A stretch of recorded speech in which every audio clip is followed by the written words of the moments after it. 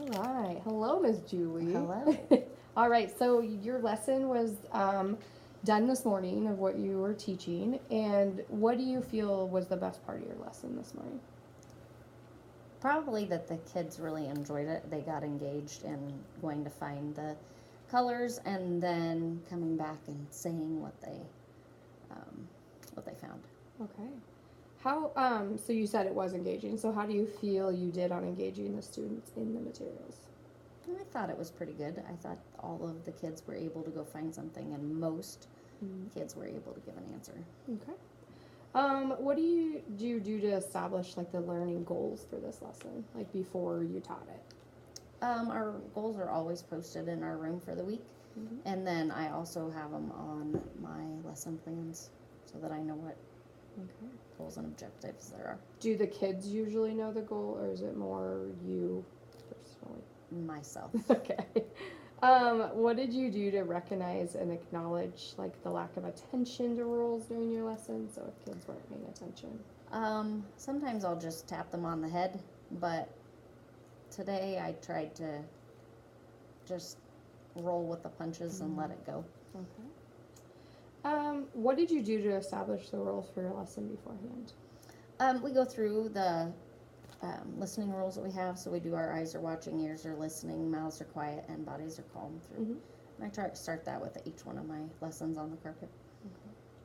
How would you change the lesson for future instruction if you were going to do it again? Giving them a colored shape so that they could name a shape as well as a color on top of just the color itself. Okay.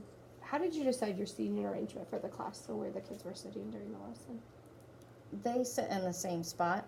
On occasion, we have to move some people, but it's been the same for the last few weeks, so they're sitting in the same places all the time. All right. So I noticed that you kept a very lively pace for your whole lesson. Do you find that that's a good motivational tool for your age of students? Absolutely, because if you don't keep moving, they're going to go somewhere else. Exactly, yep. Do you use any other motivational tools throughout your lessons?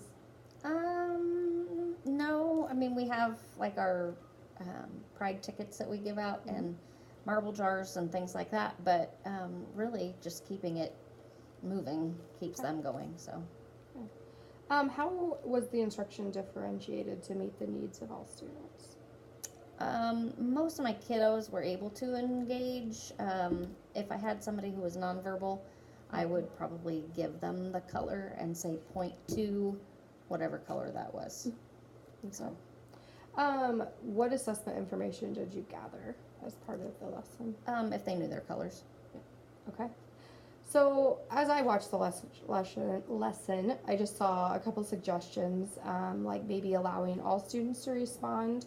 So giving like 1, 2, 3, and have all the kids say something green in the room or something red, and then asking individuals as well to kind of get everybody involved, and then possibly just changing your seating arrangement for those kids that are moving around and wiggling a lot and things like that. Did you feel like it was a good lesson? Like, do you feel like it was something that was beneficial to your students? Oh, I think so. I think so. All right. Do you have any questions about your lesson? Like, do you have anything you feel like you want to talk out or anything about it? I don't think so. Okay.